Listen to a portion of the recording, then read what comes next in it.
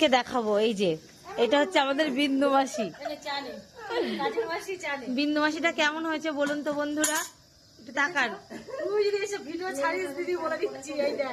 Lighter ঠকে দেবে, তাহলে বিন্দু মাসি বলবো না কি বলবো? এটা হচ্ছে বিন্দু মাসি। ওই যে কিসের মাসি? আমি কাজের মাসি।